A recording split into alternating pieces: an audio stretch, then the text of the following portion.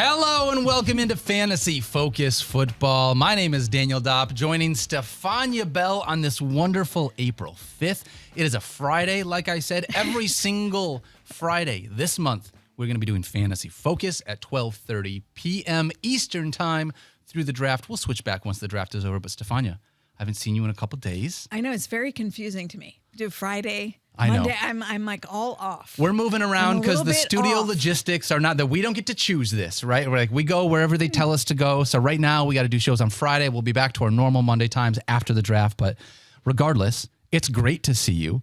I have been all in on UFL content over the last little bit. What have you been up to? Talk to me about you first. What have you been doing? I don't know. It was moving and shaking this morning. We had an earthquake this morning. We had an earthquake. I thought I was in California for a moment. I recognized it right away. I was standing at my island at home, like work island, sending an email. It was very quiet in the house.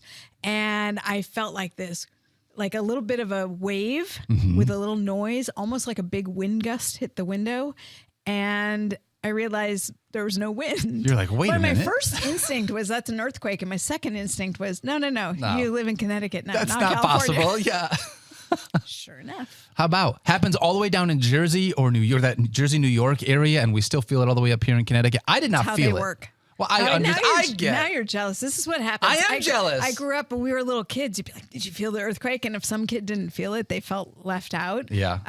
But, all kidding aside, it sounds like there was no major damage anywhere and everybody is safe, which is the most important thing. Yep. So once you get past that, you can talk about like, wow, what did you feel? Exactly. And so between us having a show on Friday and an earthquake, I'm like, I don't know what state I'm in. I don't know what day it is.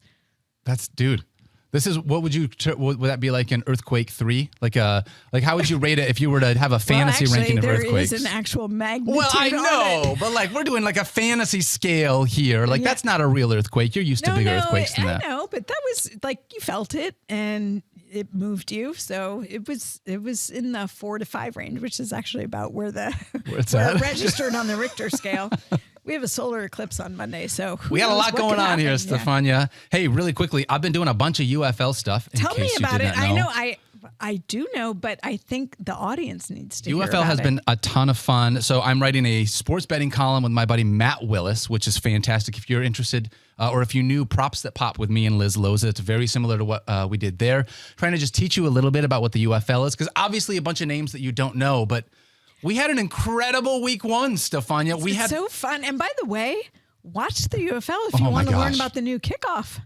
Absolutely. Right? You learn about the new kickoff rule. You're going to see that this is the genesis of the new kickoff rule that's going to be starting in the NFL this fall, came from the UFL, essentially XFL, the UFL, UFL before they became all one. Week 1, we had a fake field goal, which turned into Brad Wing, former punter for the Vikings, throwing a 40-yard touchdown pass to a center, which was incredible.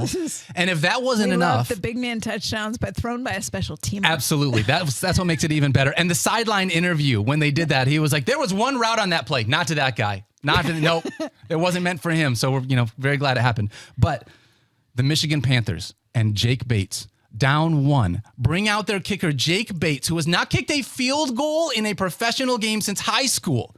High school was the last time he kicked a field goal when playing football. Comes out, drills a 64-yarder, but no, the other team iced him out. So he has to do it a second time. He literally kicks 2 64-yard field goals, which is the second longest field goal in professional football history. Unbelievable story. Super fun and exactly what you're looking for when you're talking about UFL, man. And this is how these guys get spotted. That guy got calls. Yeah. That guy immediately got calls. He's getting calls. People are like, how many situations were we in last year where we could have used that? Yeah, man. It's so fun. So definitely check out week 2 of the UFL if you are interested. It'll be a lot of fun. But right now, we're going to dive in, Stephania, to the opening drive. All right, we had a big, massive, huge trade come down that I was not expecting. Where were you when the Stefon Diggs news took place? Do you remember? I don't know. Probably prepping for an earthquake. Something else. All right. So in case All you I did know not hear.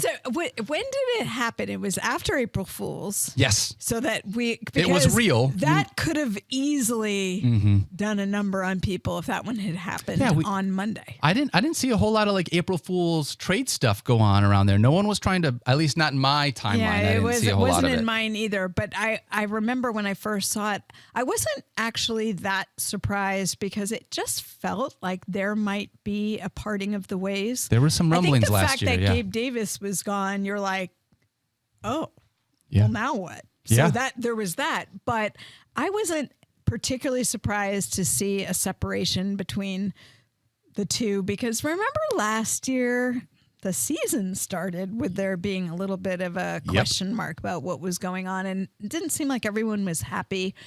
So it didn't surprise me. I think it was more the landing spot where I think I quote tweeted the announcement from Adam Schefter and I said, the rich get richer. Yeah. I mean, seriously, because you talk about, we were already really excited for both Nico Collins and Tank Dell in this offense. Dalton Schultz had re-signed and we thought he was going to be a nice number 3 there for CJ Stroud.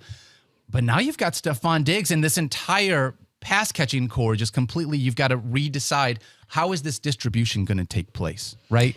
So when I look at this, I still see Stefon Diggs and Nico Collins being anywhere from that wide receiver 12 to wide receiver 20 range for me. I think they're both going to be top 20 guys. I like both of them still from that perspective. I think Tank Dell, unfortunately, is the guy that kind of slides into that maybe wide receiver 22, 24 to wide receiver 30. Still think they have 3 top 30 wide receivers. Still, if he plays out of the slot, still plenty of volume for him. Let me ask you a dumb, I'm an idiot, and we know this question. Well, I appreciate you, Stephania. We're not going to say that. No dumb questions on this podcast. But Tank Dell obviously got hurt last year, broke his bone in the end zone, fibula at the very end of the year. With a broken fibula, you're talking about a different kind of recovery. Is there anything that we need to be worried about in the same kind of way that you would have like an ACL or an MCL? It's a totally different thing, right? It is, and I know every injury is different, right? You can have setbacks for everything, right? But it's also it's more the ankle you worry about. Is there going to be any issue with an ankle after somebody has a fractured fibula? It depends where they break it, sort of any associated injury with the fracture, etc. There's been no indication there's anything to worry about with his recovery. Plenty of downtime, plenty of time for him to recover. We might look at it a little differently if he was running back as opposed to a wide receiver, but. No major concern. In other words, it didn't feel to me like, oh, this is happening. This wasn't a reactionary move. Because there's an injury concern. No, I feel like this is, hey, it could be a few things. Number one, Texans just saying, we're all in. In case you didn't already know, we're going to show it to you. It's another weapon for CJ Stroud. He's just got all these people around him, so they can be really creative with their offense, and they can structure things so many ways. Think of what defenses are going to have to do. Let's not forget they added Joe Mixon there on the running, as a running back. And I think that when you have top receivers all go down with injury, it does sort of remind you as an organization that having depth in that department is a good thing, because you could have looked at them on paper last year, even though you didn't really know what Noah Brown was going to. I guess you didn't know how good Tank Dell was going to be either. But let's say you knew what you knew about their receiving core. You would think, well, they look great, but they really didn't have all those guys on the field at any one time for many weeks of the season. Right. So I think they look at it from that perspective. You can never guarantee that all of these guys are going to be available all the time. And Stefon Diggs, look, now we know this is really a 1-year situation. Correct. Right? Yep. But they get maybe a motivated Stefon Diggs because maybe he can pursue free agency after this year. So he's going to want to show up and show out for them. Absolutely. We know how much of a threat Nico Collins is, and he's already developed this nice rapport with his quarterback.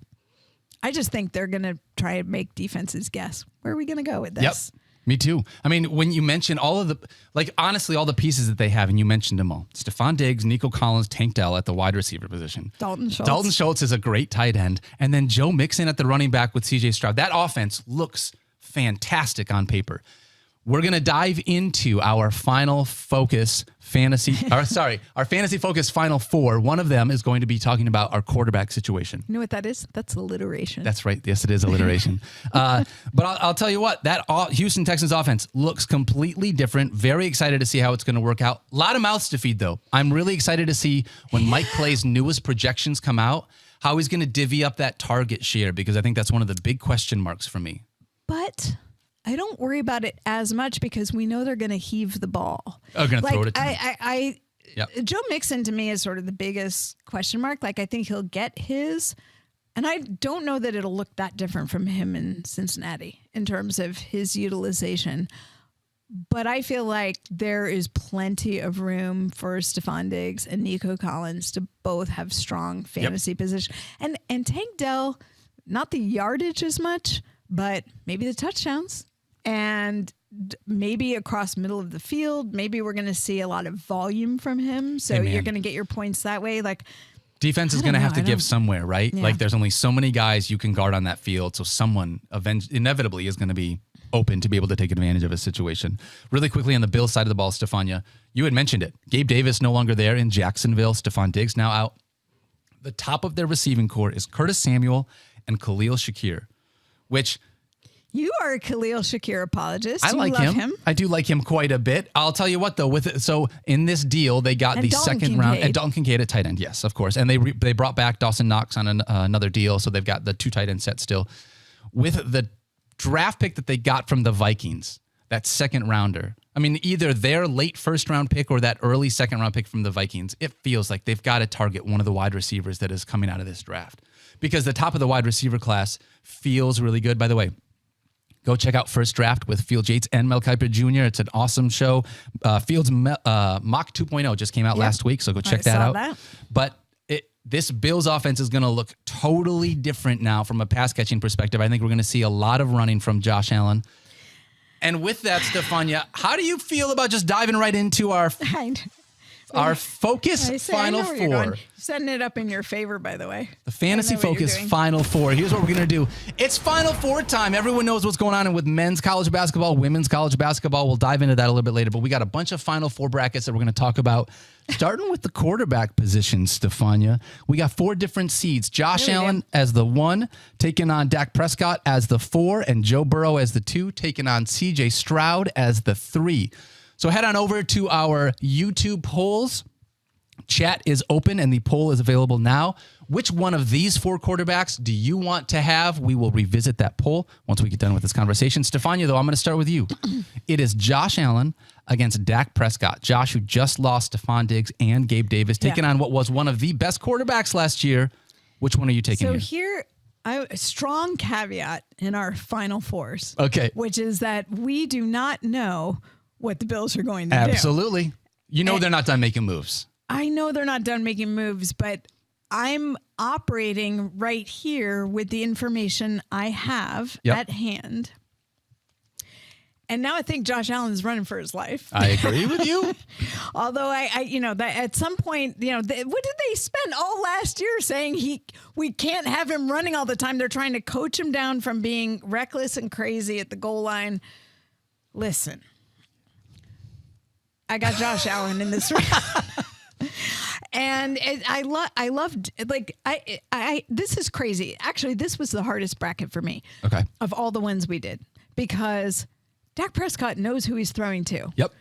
But we don't know what their run game totally looks like because they don't have Tony Pollard anymore. The Cowboys, I don't know. And his left tackle is gone, who I actually think really helped him out. For what it's worth, Stephania, I'm totally with you. I'm taking Josh Allen in this one, and I'll give you a couple reasons why. Okay?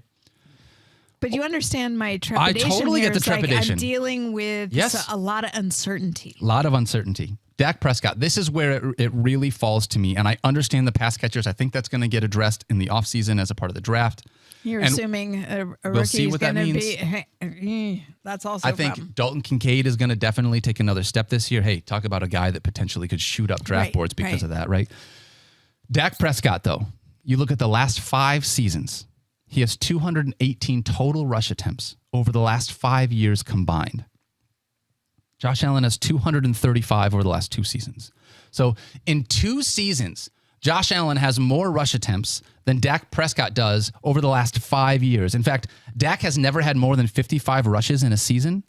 Over the last 6 years, Josh Allen has had at least 100 rush attempts. 6 straight years. So when you talk about a guy, even though Buffalo has said, we don't want him running for his life, his ability at the goal line, he's had at least 6 rushing touchdowns every single year of his career. As a quarterback, that's a huge boon for us, right? He had 15 last year.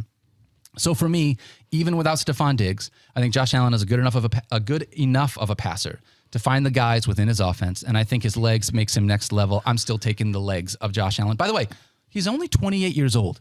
I know it kind of sometimes feels like he's been in the league for a long time, but like he's still right in the middle of his prime. I'm going Josh Allen. Yeah, I mean, so we're in agreement. I just don't feel as strongly about it as you do. Oh, that's okay. That's all right. We're here together. I'm here to, we can go through this together. All right. On the other side, we've got Joe Burrow taking on CJ Stroud. This one is an interesting one. You have talked with us a couple times about Joe Burrow, his hand, and the progression this offseason, what we need to be aware of, making sure that he's back to full health.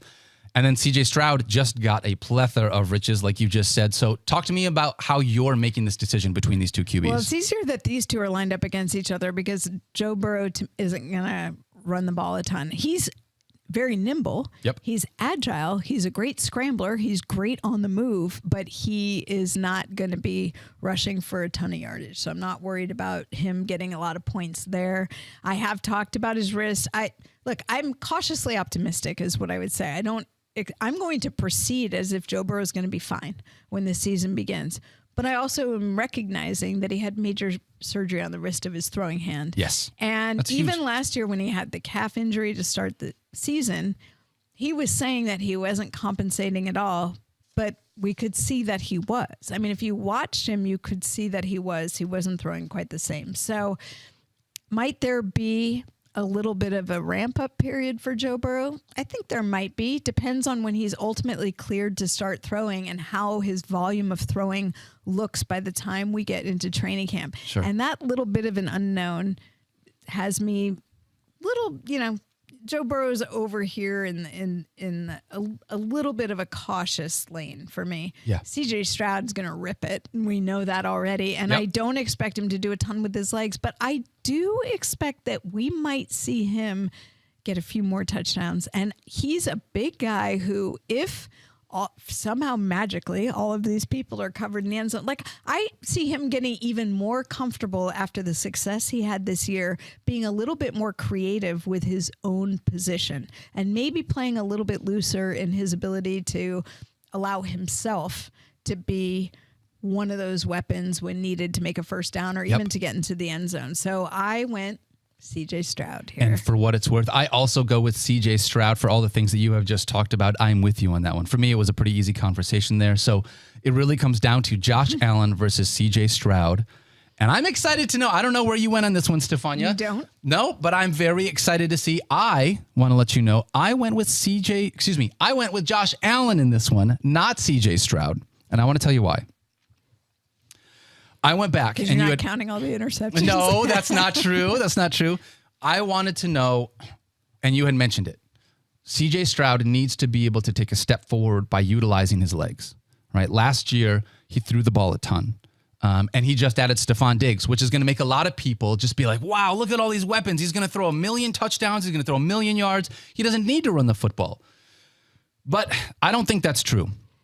I'm going to run you through a list of players that had under 40 rush attempts and under 200 rushing yards, which is what CJ Stroud did last year, that were still able to finish top 5 at the position. So if you don't run the football, this is what you've got to do in order to finish top 5 at the position. In 2023, there was not a single quarterback in the top 5 that had under 200 yards rushing.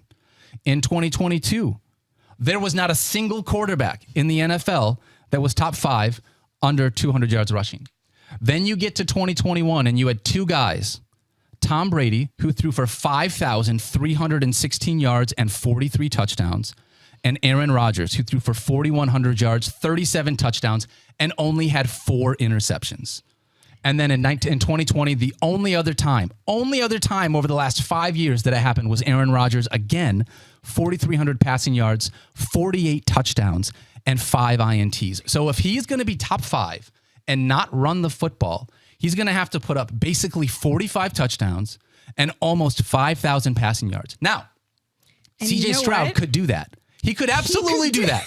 I don't want to say that he can't. I'm totally with you. I think he could do it. But it is one of those things where that when we're talking about that path to top 5 fantasy relevance. What's most likely to happen? I know. I got the Josh Allen. So anyways, that's my argument, Stephania. You go ahead and take it wherever you want. But that's why I decided to take Josh Allen, because CJ Stroud basically needs to be Tom Brady at his peak in order to be top 5. Aaron Rodgers at his peak to hit top 5 in the NFL. Okay, so every year quarterbacks get hurt. We've seen that. CJ Stroud did not get hurt this last year. That's true. Josh Allen has stayed remarkably pretty healthy, considering that he's had a couple near misses, including an elbow situation. That's worth monitoring because, again, more mileage on the elbow. That's not something that totally goes away. Could it crop back up? I don't know, but it might. Yeah, and his style of play definitely. Yeah, absolutely. And his style of play there's a little yellow flag of caution there. And is he going to rely on himself more because he is not that familiar with his receiving core? I mean, this is going to be a receiving core in development. Now, you're talking about if they, whoever they draft and who do they go to. And yes, that can be phenomenal. I'm sure they're going to have they have their choice. There are a lot of talented wide receivers in this draft. All right, so who you got? But he still has to develop that chemistry with them. That's true. And if he's trying to force plays, that is not going to help his interception ratio. So where CJ Stroud has the low interceptions, and I say he's probably going to have the equivalent in passing yards. Maybe he has a deficit in the run game compared to Josh Allen, but I can't go there with Josh Allen until I know more about his receiving core, who's going to be catching passes. So I went with CJ Stroud. All right. Hey, it's all right. It's so early. We're allowed to have these disagreements. Stephania and I taking 2 different quarterbacks here. I'm curious what the poll said when you head to YouTube. 57% agreed with Stephania Bell going with CJ Stroud in this one. All right. So Stephania wins the first bracket. All right. Next one. We're going to dive in. You got one under your belt. Score. I was going to say, now all of a sudden, Stephania's into the idea. We're keeping score now. All right. Hey, did you know it's National Deep Dish Pizza Day? I did not, but I'm all for any kind of pizza pretty much. So this speaks to me. It's the off season. It is one of my favorite foods. We got a lot of football stuff we're going to come back, but we're going to do it's National Deep Dish Pizza Day. And who doesn't love pizza? We have to talk about it. So, Stephania, we got 4 seeds. New York style pizza, Neapolitan, deep dish, and Detroit style. Had this been 2 years earlier, you would have had to explain Detroit style pizza to me. Yeah. But I think you might need to explain it to the audience. I think that I do. Make sure you head on over to our YouTube chat. The poll is up now. We want to get your vote. Which is your favorite style of pizza? Detroit style pizza is a thicker crust, kind of like a deep dish, but they take the cheese all the way to the edge. So when you get there, it gets all burnt and crispy. So when you eat it, it has that like flaky burnt taste to it, which is just so good. That's my favorite part. All right, Stephania. We know where you voted. Oh, come on. We knew that before we even entered in here. All right, seeds 1 and 4. This is New York style versus Neapolitan. I went with New York because I don't even know what Neapolitan is. Not go with New York. Because I'm not you. I mean the New York, the big you. Yes. Because this is it. This is the original. It's the thin crust, crispy. Like you fold it in half. One of the best things when I moved out here, I was like, oh my god, I can go to Manhattan and get a slice. Like New York pizza by the slice. And by the way, for people, yes, Connecticut, New Haven. This is really, we're putting that in that category. Yes, absolutely. Of, the thin crust, the awesome pizza, the dough is delicious. Easy. All right, I'm going with New York. I mean, that's a simple one. So the real question is, really. Are you a deep dish fan or are you a Detroit style? Because for me, I love the cheese. I love that burnt flaky cheese that like when you break it off, you can just eat it by itself and it's crispy. Like for me, I am going Detroit style over deep dish. But I realize I'm a Michigan guy. Maybe I'm biased here, Stephania. Where are you at? No, so a deep dish. Look, when in Chicago, I might have I might partake in the deep dish, but that's not going to be, it's a little too much of the crust for me. If I'm being picky among the pizzas, like I'm never turning pizza down, just to be clear. All pizza is good pizza. Is good pizza. Yes. Yeah. But I will, the Detroit pizza, God, we were at the FSGA conference and a group of us went out and I was like, I've never had this Detroit pizza. I've heard about it. And we went to a place that was supposed to be like famous for it. You would probably know, but I can't remember what. I was going to say, I'm sure our director just got in your ear for something. I can tell. Little Caesars. Come on. Stop it. To be fair, Mike Ilitch and the Ilitch family who did start Little Caesars had a huge part in doing Detroit style pizza. That's not a joke. Okay, so like, yeah, see? that's a big part maybe, of it. So that maybe Brian's onto something there. Yeah. But I don't know what the name of this place was. I'm so sorry. I can't remember. But it was so good. We had a group of people. So we had like 5 or 6 different kinds. And I think I had one of each. And I couldn't stop eating it. So good. And I left there going, I now know what Detroit pizza is. And I love it. So Detroit pizza over deep dish for me. I love it. Hands down. All right. So we got Detroit style taking on New York. Stephania, I got to stick with my beloved Detroit style, but I understand if you want to go with New York. No, I can't be. You can't be. I mean, you can't be. Because if you were, you would know that New York is the answer. Okay, I was going to say, you can be objective, but I can't. I can. All right, it's New so York pizza. You're taking New York pizza. I'm taking Detroit style pizza. So I want to check out the poll. Where's the poll? Yeah, that's what I want to know. Maybe we'll revisit that in a little bit to be able to figure out. 63%, Stephania Bell said New York style pizza. You know what? Dang it, you're 2-0. Yeah, that's right. Our fans are smart. All right, let's get back to. And they're siding with me, and my victory margin just went up. Yeah, it did. In that second question. I really gotta turn things around here. All right, let's talk about some wide receivers. We got a wide receiver bracket. Final 4 of this. This is a hard one, too. This was a really good one. I actually like this conversation. Justin Jefferson. Here are the 4 wide receivers. Justin Jefferson taking on Stefon Diggs. Oh, my goodness. And Jamar Chase as the 2 seed taking on Amon-Ra St. Brown. Stephania, I'm going to start with you. Justin Jefferson and Stefon Diggs. You got a 25-year-old that doesn't have a quarterback in Minnesota, and you've got a 30-year-old Stefon Diggs. Paid a lot of money. He is, who now has an awesome quarterback in C.J. Stroud, but he's got a bunch of other mouths in that offense. Which one of these 2 superstars would you rather have? Yeah, I'm going to go Justin Jefferson because even though we talked about this on our last pod that we did when Mike Clay was here about the uncertainty that does drop him in the fantasy rankings because of the uncertainty at quarterback, just not knowing where Minnesota's going. That being said, he is going to be the guy. Yes. And so even if, is it Sam Darnold that we're talking about? Yes, it is Sam Darnold. I mean, at this point, who's Sam Darnold going to throw to? Justin Jefferson. How much of this, too, it's going to be Justin Jefferson, Jordan Addison, and there's a chance that TJ Hawkinson might not start the season with us, correct? Yeah, I think it's better than a chance. And I don't want to. I think it's unlikely that we see him before the second half. That would be my projection right now because his injury was so late. Not everything. Of course. So everybody knows where I'm coming from. Everything sounds good and on track, but remember, he didn't have his surgery until their season was well over. And so it was the start of 2024. Yeah, we're looking at least a handful of games, I would assume, of targets that would be going to that position. They're going to have to be distributed throughout the offense. Yeah, and who's your best friend? Exactly. It's Justin Jefferson. And so to me, Stefon Diggs still, look, I think he's going to be trying to prove himself there, but he's not coming in, I don't feel, to automatically be the 1A. Like, I think that's definitely a 1A, 1B situation in Houston with him and Nico. Yep.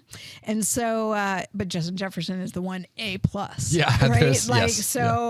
I'm going with Justin Jefferson. Me too. I'm going with Justin Jefferson for all the things that you had just said. The other side, Jamar Chase taking on Amon-Ra St. Brown. Stephania, this one actually was tough for me. I'm going to be honest. No, I'm being real. Listen, I'll give you the reasons why. We already know who you picked just by the sad face you have. You have a sad face. I took Jamar Chase in this one. Amon-Ra hears you. I know. I hope that he does. I hope that he's not listening. Amon-Ra, I love you so much. Please. He does. He listens to the focus. He told me. Amon-Ra is in an offense that has Sam Laporta, right? They're expecting Jamison Williams, and I realize he wasn't anything last year, but they're expecting to have a better number 2 pass catcher as a wide receiver. And they have one of the best running offenses in the NFL with Jahmyr Gibbs and David Montgomery. Why do they have one of the best running offenses? Because our offensive line is dope, Stephania. And? Because it's scary. and because Amon-Ra St. Brown, because you have a lot of guys that have to make people have to be honest about what's going on in the passing game, so it allows some running lanes to open up. Absolutely. I look at this, though, and there are more mouths to feed in this Lions offense with the idea that Sam Laporta came on the way that he did, that these running backs are going to keep doing what they did. How did Amon-Ra perform down the stretch in fantasy? He performed incredible, Stephania. Listen, this is not an anti-Amon-Ra conversation. It is the idea that Joe Mixon is no longer there, right? So Joe Mixon isn't there. T. Higgins isn't happy. He's talked about wanting to get out of Cincy, and Tyler Boyd has moved on. If Joe Burrow is going to lock on to one guy and find one guy, we know that Jamar Chase has the ability to have 160 targets, come away with 1 million yards, double-digit touchdowns. For me, I have to go with Jamar Chase because I think he's just in a situation where his volume, based on the team around him, is going to be so much greater than what Amon-Ra's is. Even though I love Amon-Ra St. Brown so much more. Please, Amon-Ra, I love you. He's never going to forgive you. I hope that he does. I hope he does and doesn't listen to this podcast. It's going to be me. No, because you know who I picked? Can't have that. I picked Amon-Ra St. Brown because volume. So in terms of volume of catches, I think Amon-Ra wins this battle. I know you think Jamar Chase more of a target. I'm not. He might be the preferred, like the more obviously preferred target. If there's anything, who knows what with T. Higgins and all of this. Yep.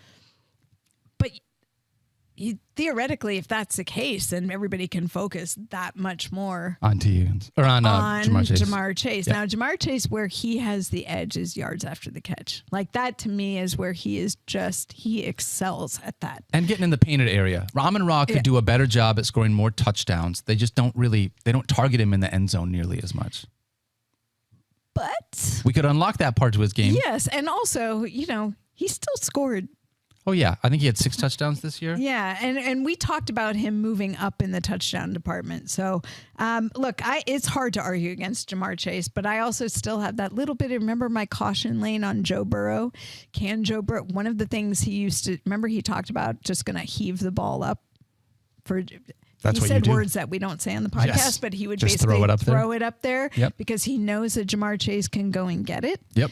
I want to see Joe Burrow throw the ball just like he used to before I know that is a done deal. That's fair. So again, I think if we were doing this right before training camp, I might change based my on mind, some knowledge based on some more knowledge. Okay. But where things stand right now, give me Amon-Ra St. Brown for my fantasy team. Wow. For what it's worth, Amon-Ra had 10 receiving touchdowns this last year, which was more. Yeah, why do you give him 6? Well, because he had 6 the year before. That's what I was thinking about. Yeah. So that's why. I was like, I thought he had more, but we talked about him potentially even going up. Stephania takes Amon-Ra. I ended up going with Jamar Chase in this one, but I don't mind being able to have that conversation back and forth. I got to be honest. Yeah. What do the fans think? I would love to know. I'm gonna bet because Jamar Chase is so popular. Even if you took Amon-Ra and I took Jamar Chase, I would still take Justin Jefferson over both of them. Would you take Justin Jefferson over either one of them? Probably, but now we're getting into that. Tell me who's thrown to him thing again. Poll said, if I believe 63% was on Justin Jefferson, which makes sense. I mean, he's the de facto number one. By the way, he's 24, turning 25 this year. Like we laid out all the reasons. Even in that offense, he is going to be the guy that they force feed the football to. He's so talented, and missed a lot. Who are they handing the ball to? I mean, Aaron Jones, right? Like he's going to be the guy, but I feel like I'm still defaulting. Their offense, it's a little bit of mystery to me because there's a lot of skill there, but I just don't know how it's going to all unfold. And I'm really curious to see how that quarterback situation looks there. Look what they did last year when they had to patchwork together quarterbacks for a while and didn't really seem to change things. Of course, Justin Jefferson was out for a good portion of that because of a hamstring injury. We expect him to be 100%. Stefania, you want another reason why I want to take Justin Jefferson is because as a 24-year-old last year, he still averaged 20 fantasy points a game with Kirk Cousins, Joshua Dobbs, Nick Mullins, and Jaron Hall throwing him the football. Like, even though I don't know who his quarterback is going to be, with all the guys that were there, they knew this is what you do. You just throw the ball to that guy. So I got to go with Jay Jetta here. All right. Stephania, it's not just National Deep Dish Day. It's also National, I wonder how you say this word, Caramel Day. Caramel. You say caramel? Caramel. I don't know. I don't really say the word very often. I like watching your face while you're trying to figure out. Like, if I was talking about something, I like this. It's got chocolate and I would say caramel. I would say caramel if I'm using it in a sentence, but when I use it by itself, I want to sound bougie, so I say caramel. Is it bougie? I think. Well, I don't know. To pronounce the actual vowels that are in the word, I guess, but I don't know. We got caramel coated cake. I don't know. Yeah. I don't know. We got 4 candies here. Snickers, feel free to weigh in, people. 100 grand, Twix, and Milky Way that candy was bars Tyler, the with producer, caramel. that put in 100 grand. You know what? Who even eats that? Older people. The same group that wanted to put feel Necco wafers on the list. Okay, my dad likes Necco wafers. I know, but he's been grandfathered into the Necco wafer conversation. They were around, in wartime. So, but the 100, and also it's. Have you ever had 100 grand? But we never called it. Was $100,000 bar. Was it called 100 grand back in the day? You called it $100,000 bar? Wasn't it? No. Come on, it was not called 100 grand originally, was it? I don't know. I don't know because I never ate it because it was not one of the good ones. Because you found it and you were like, "Here, Dad, I'll bet you like this one. I want one of the other ones." No, I would eat, like if it was down at the bottom of the bag. Who gave those out on Halloween, by the way? Because you should have been giving out the Snickers. Okay, so we obviously know where Stephania's going with this first bracket. She's got Snickers over 100 grand. For what it's worth, so do I. By the way, Snickers, like those commercials are no joke because when you are hungry, like that's going to do it for you. Yeah. A little chocolate, a little peanut. One of those. Yeah. It's just like an appetizer. It's like a little taste. I love it. Snickers is like, that's heavy duty. I don't know how many calories, but whatever's in there, like it sits in there. I love this. This is like the most classic Stephania Bell. Raising your nose at 100 grand. Like if it was $1 million bar, then maybe I'd be interested. But 100 grand. I was just saying you didn't call it that. But back in the day, $100,000 seemed like $1 million. That's when it came out. Now a $100,000 bar, people are like, whatever. That's not worth that much. Right? That's funny, actually. All right. Don't brand your candy bar by something that's going to be devalued later. Like they didn't think about inflation. Smart. They did not think about inflation. Meanwhile, Snickers over here enjoying the resurgence with the great commercials. Yeah, that's true. It's true. On the other side of this bracket, Stephania, we got Twix and Milky Way. Milky Way is like the also ran. Oh. Right? Yeah, because it's like Snickers, but without the It's similar. nuts. That's why I like Twix. To me, I went Twix because it's a totally different kind of bar. Yeah, like again, Milky Way, if there's nothing else, like I'm not, I won't say no. down. I'm not going to say no. But I'm going to choose a Snickers because it's got the peanuts in it. Okay, so Stephania all the way, number one winner. But Twix, like, tasty. It's very good. I like that you got the 2 lighter, bars. yeah. Like it's like I have one bar and I saved the other one for a snack for later and I feel good about myself. Yeah. Do you put them in the fridge or the freezer to make them cold? I learned that from my dad. Twix, shout out Papa Dopp. Twix and Reese's go in the fridge. That's a great call. Yeah. Yeah. Chocolate candy in the fridge is a good one. Chocolate candy with peanut butter and caramel. Hey. I got to imagine you went with Snickers here. I also went with Snickers for the final. Snickers really satisfies. By the way, hello, I'm available. Yeah, in case you... Branding opportunities here. I would love to know. Say that one more time, Tyler.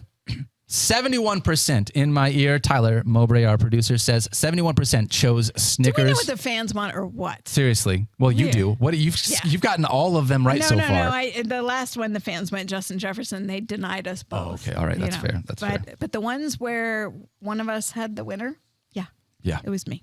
All right, we got some running backs we're going to dive into now, Stephania. Go. Let's do this. Our fantasy focus, final 4 bracket for the running backs. 1 seed is Breece Hall. 4 seed is Kyren Williams going up against the 2 seed Bijan Robinson and the 3 seed Jahmyr Gibbs. Yeah. This was hard. Go. A lot of arguments for or against. Yeah, you want to go first? Go ahead. All right, I'm going to start with Breece Hall and Kyren Williams. Mm-hmm.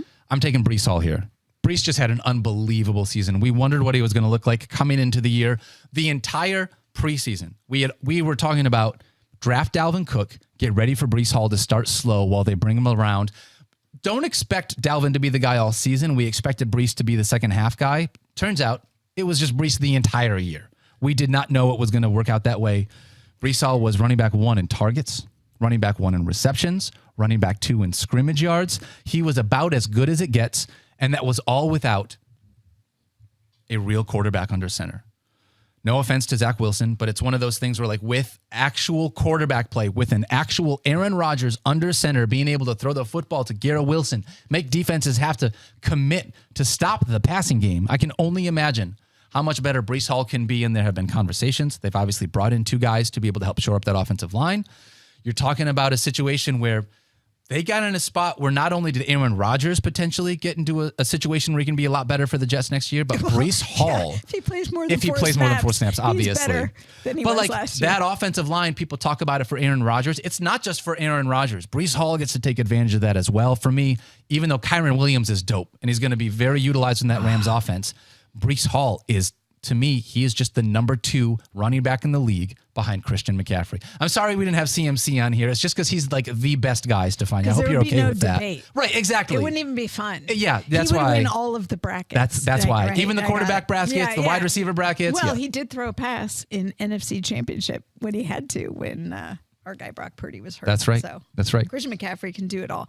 I took Breece Hall. I love Kyren Williams. Me too. And I think both these young men were like such a pleasant surprise this year in terms of expectation. Kyren Williams, we worry a little bit about him getting hurt, but when he is not hurt, he has been electric. He provided a spark for that Rams offense. I think he's more versatile at the running back position than we expected. So a lot of good things to say about him. However, everything you said about Breece Hall, I don't need to repeat, but I would point out this. Like, at the end of the year, he was having amazing rushing yard production because his total yardage, it was so dependent on the passing game for so much of the season. But he proved very late in the year, I think it was the final game that he played where he had like 175 yards on the ground or something ridiculous. I could look it up, but I choose not to. I just go with my poor memory. But, I'm working on it right now. But he did produce on the ground. So for people who are wondering, so much in the passing game, so passing game dependent, he also proved he could produce on the ground. My only hesitation, it's not really a big one, but you talked about Aaron Rodgers. Obviously, we expect Aaron Rodgers to be back and be healthy this year. Yep. The passing game is going to open up a ton, yes, I think, for this Jets offense. And now they get, who I think is maybe the best left tackle in the business when he is healthy. And I think he will be if they manage him properly this year. What happens, like, where is Breece Hall's role? I mean, he had to provide so much of the offense last year. Does that shrink at all? Like, he's the same player. Yeah. But are his opportunities diminished just because the offense is more efficient as a complete offense because Aaron Rodgers is there and the passing game is functioning at a higher level? I don't know. That being said, Breece Hall for me wins this one. I'm going to hope that in that situation, let's say the offense is more effective, more efficient, which means maybe Aaron Rodgers throwing the ball a little bit more, right? Maybe you're not getting as many touches or opportunities for Breece Hall on the ground or through the passing game. But if they are able to get down in the red zone, Breece Hall is the guy. They're not going to have another running back they're going to give the football to. So this last year, he only had 5 rushing touchdowns. If you lose, I don't want to totally compare this to Tony Pollard last year, but if you lose some of that passing game efficiency and that translates into potentially more running game work, especially at the goal line, getting into that painted area, those 6 points, when you get that, I mean, that's a huge boost for you, obviously. So I'm interested to see how that's going to suss out because it's not going to be the exact same type of usage as we saw last year. Aaron Rodgers, obviously, a completely different quarterback than who the Jets touted out. Where did suss out come from? And why do we say that? I don't know, Stephania. Sometimes we just say things that other people say, and it's like I don't even know what it means. I'm just going to reveal that right here on the show. I'll bet you I used it incorrectly now that you say that. I don't know. Maybe you did. I don't say it. Am I suspicious? I am suspicious of what his usage is. But so I'm not suspicious though. But you said suss out. I did. You're right. I think I used it incorrectly. Maybe we need to hear from the audience. They probably know how to use it properly. Oh yeah, they've probably used it certainly more recently than I have. Let's ask the audience about the things that we've said wrong. Definitely, they'll be very polite. Okay. All right. This is why I love Stephania. All right. Suss out. Well, I don't know. Like maybe I should be throwing that into a conversation. You shouldn't. Don't do it. Don't do it. Don't. Just save yourself the problem. All right. Okay. We both got Breece Hall here. Mm-hmm. I do want to say this. Love Kyren Williams. This is not an anti-Kyren Williams thing. Nothing I like. It's just like Breece Hall. I like the opportunity. Yeah. Mm-hmm. When I'm looking at the running backs on the other side, you got two what were awesome rookies. Are you going anti-Detroit twice in a row? How can you not take Bijan Robinson? You are not a Lions fan. Who are you taking? Where is your one pride? My one pride is I want to win. Detroit. This is the thing. I want to win. I already took a Lion, so I'm good with them. You took 2 Lions last year in the War Room. I did. And in fact, the 2 Lions that we're talking about. And it worked out very well for you. Why do you think they made the brackets? That's because they were on Stephania's winning War Room League team. Did I mention I won the War Room League? I think I don't know if you heard that. Actually, I really do truly think that this conversation, and all jokes aside, is quite a bit more straightforward because of the fact that one of these guys is in more of a committee than the other. And one of these guys just got a whole new scheme. Yep. And with that, having that new coaching staff and having that position basically to himself, no offense to Tyler Algier, feels like Bijan is just going to rip this year. Yeah. I know we're talking about, Drake London and excited for the opportunities with him. But I'm really excited for Bijan Robinson because we saw a little teeny flash of it at times. But to me, it wasn't him. It was the system within which he was playing. I am a huge Bijan Robinson fan this fall. Me too. And remember, when he came into the draft last year and he was being interviewed by teams, he said, don't think of me as a running back. Think of me as a playmaker. He was a great pass catcher last year. I mean, that was one of the things that he did really, really well. Jahmyr Gibbs is also fantastic. If Jahmyr Gibbs did not have David Montgomery in the backfield and he was looking at the same type of 250 plus touch workload and we thought his body could handle it, then I would understand wanting to take Jahmyr Gibbs in this situation, especially because I think the Lions offense is going to be more productive, score more points than Atlanta. But Bijan Robinson is a bigger back. I trust him to get more touches. I trust him at the end zone. Like Jahmyr Gibbs, even though he's the guy, like I really feel like Bijan should be the one, although they gave the ball to Tyler Algier at the goal line so many times last year. Regardless, I'm going with Bijan Robinson. I'm not talking myself out of this one. Yeah, the question is now, you love Bijan in year 2, but do you love him more than what the potential of Breece Hall can be with this new look offensive line? I'm going with the known entity. Breece Hall proved a lot to me last year, so right now he is my winner. I think so too. Yeah. I'm with you on that one. I'm taking Breece Hall for my winner as well. Yeah, I would love to know. I actually feel like the fans would probably be on the Bijan train just because it's the most exciting. Like it's more fun, I think, than Breece Hall. But let's find out. Breece Hall takes an issue with you saying that. I'll bet he does. Well, Breece Hall wasn't in a situation last year like Bijan was. We weren't trying to unlock. But Breece Hall is exciting. You're saying he's not exciting? 36%. This is how it's really split up as to who people want. 36% of the vote is choosing Bijan Robinson, and that is our leader. That's the leader. Yeah. Ooh. Breece Hall is at 28%. So how is it split? Yeah, it's really tight. Really tight. Because we've got, that doesn't mean that they're all going Breece Hall. It means I'd love to know what the rest is. 36% Bijan, 28% go with Breece Hall, and then the rest of the, what would that be? Sorry, Kyren, 14%. Kyren Williams, 14%. That means Jahmyr Gibbs is 4th? My guy, this Detroit slander, I should have picked one of these two. That's my fault. Yeah. Oh, sorry. Jahmyr Gibbs, 21%. Yeah. So Kyren Williams. I was going to say, how could it be 4th? That wouldn't add up to 100. Stephania, I was told there would be no math. Come on. Classic Matthew Berry saying. But still, Breece Hall and Bijan, the clear top 2, I guess. Yes, I'm totally with you on that.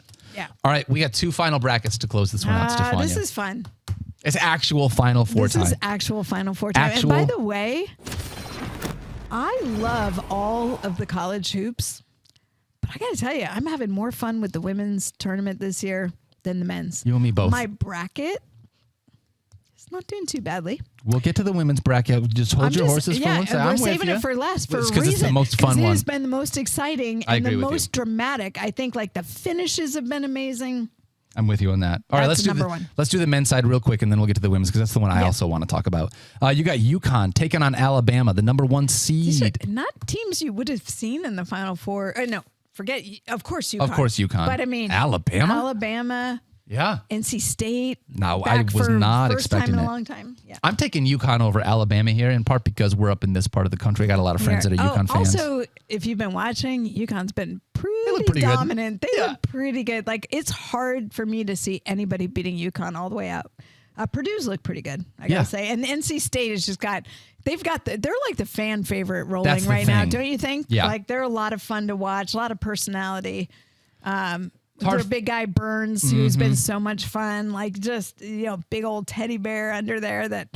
Now was that the April Fool's joke about Burns potentially being? That might have been Stephania. People talking about him getting calls from the NFL. Although, look, wouldn't be the first great hoops player to go to the NFL. That's so funny. All right, so. On this side, I'm still going to take Purdue. Are you taking Purdue or are you taking NC State? Yeah, no, I've got Purdue. I don't know what a Boilermaker is, but I'm assuming they do something with liquids. No, very hot liquids. It's not that kind of, hot liquids. I thought you were. It's like boiling, like a Boilermaker. Yeah. Yeah. I've heard the story once. I'm embarrassed. I can't remember it right now, but I cannot explain it to you. Well, because I should know. I feel like that's something I should know. You know should know what a Boilermaker is. We should try to suss out what a Boilermaker is. All right, and for the winner of this one, it's got to be UConn, right? You taking UConn or you taking Purdue? I'm going UConn. UConn. I agree. UConn for the men's side. To me, it's not that much of a challenge. Now, they did have a little air delay. Did you hear about this? Little airplane mechanical issues. Got late flights. What have you? We'll see how they hold up. Little adversity. Yeah. Yeah. We the UConn team has gone through a lot. Not only that, it snowed here this week, actually. It snowed April. And there was an earthquake. It snowed. There was an earthquake. Solar eclipse. For what it's worth, and the solar eclipse. World's about to end. So it's finally. What is it? This is actually 2012. Wasn't that the thing? Wasn't there a movie made about the world ending in 2012? The end of the calendar. I swear there was a John. Who am I thinking of? That held up what's the guy's name that holds up John Cusack? Yeah. Wasn't he in 2012?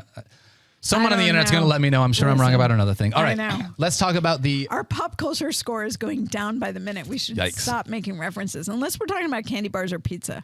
How about women's Final Four? Can we talk about that? Yes, we can. All right, so we got South Carolina taking on NC State there as well, which is exciting. And then, do you know what their mascot is? South Carolina? It's a game chicken. It's a gamecock. Okay. It's not a game chicken. Well, I wasn't not sure. Chicken. I don't know. Mama Dopp watches this show, Stephania. It is a bird. Okay. There's nothing wrong with calling the bird by its proper name. Okay. All right. So I will take them. I'm taking there was a whole name the mascot thing. Do you remember this? I do remember this. It went terribly wrong.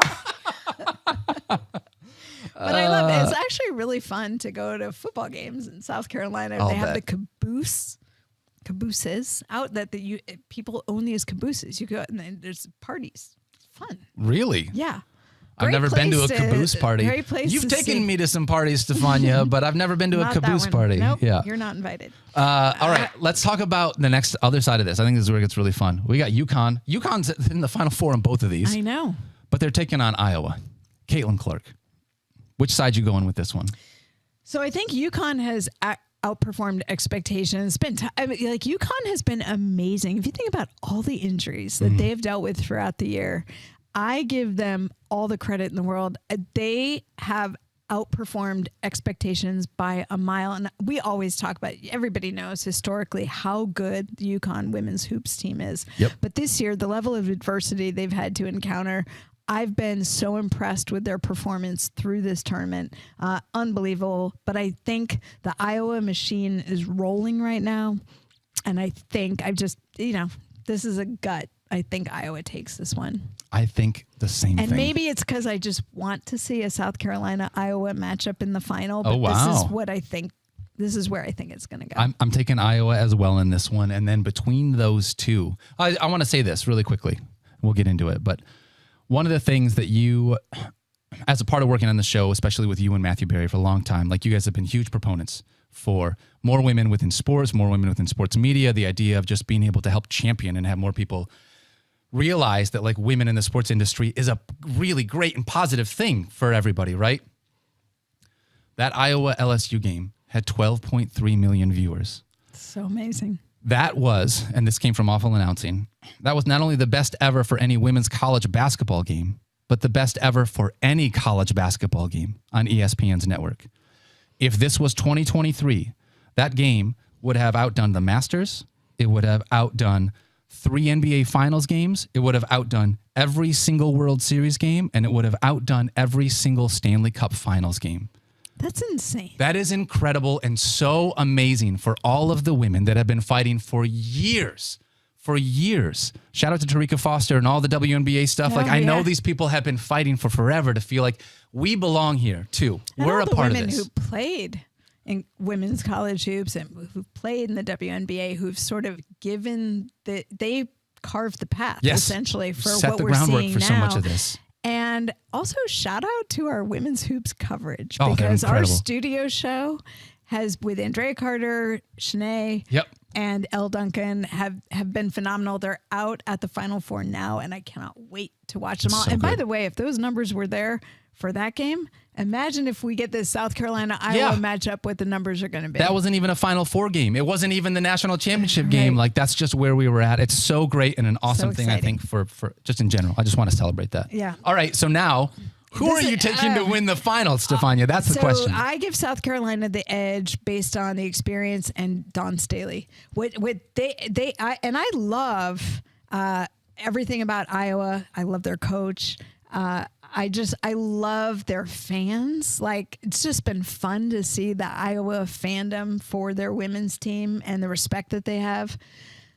But man, South Carolina is so well coached. And if you've been watching this tournament, you've seen Dawn Staley at her best, coaching them from when they've had some games where it looked like they were in trouble. And just her knowledge of who to put in what spots to help turn things around. Yeah. I mean, it's an art form. She is fantastic. I think, and she's Coach of the Year again this year. Dawn Staley is. So I have this being my final and South Carolina taking the championship. Wow. And I'm going with Iowa because of a woman named Caitlin Clark, who I just feel like is a robot. I mean, she is unbelievable. So much fun to watch.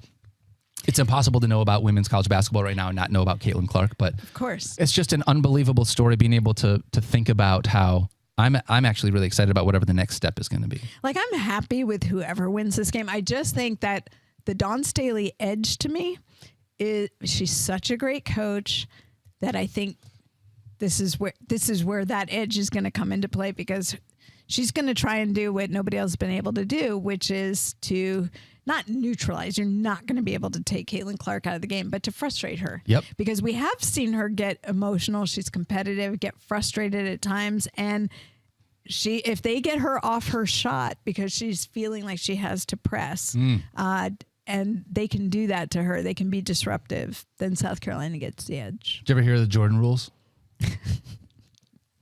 Maybe it's a different time. Maybe a different time in basketball. But I'll tell you what, Stephania, you are on a heater this show because 50% of our viewers also took the South Carolina Gamecocks. You are crushing it. Seriously, you were more in tune with our fan base than I was for sure this show. Just let the record state I'm more in tune with the fan base than anyone else on the show. Than anyone else on Focus. That's just saying. Yeah. This was really fun. I love you. I hear you. I think that was to our fans. Was that to me or was that to our fans? The people. No, that was no, not for you, Dopp. Yeah. That was to the camera that's not on me at the moment. But yes, I am here for the fans. Stephania. And not just from August to January. No, but right now here in April as well. Right now. Yep. What else are you doing? I'm doing a bunch of UFL stuff, like I already said at the top of the show. Check out some of the UFL things important. I'm doing. Again, we plugged my E60 Chris Weidman the return last time because he was coming back to fight. He won in Atlantic City. So if you want to go still there on the ESPN Plus platform Love on that. demand. Chris Weidman, The Return. I am working on an NFL feature right now. Can't tell you much more, but I'll be down shooting that. Maybe I'll be with draft prospects. Okay. All right. Maybe, so all right. Can't wait to hear. Stay tuned. That'll be fun for all that insight. Stephania, thank you so much for hanging out with us. On behalf of Stephania, my name is Daniel Dopp. Thank you so much for hanging out with us. We love you. Don't forget to love each other. Thanks for voting for. Be kind to yourself. Thanks for voting for Stephania, and wear sunscreen. We'll see you guys next Friday at 12:30 p.m. Wear Eastern. your goggles, your glasses. That's if right. You're gonna solar eclipse Monday. Enjoy it. Do not stare at the sun. Go check it out. Don't tell me what to do. I'm a grown-up. I can do whatever I want. See you guys. Not another one for 20 years. That's a long time. I know. Get your glasses. Go watch.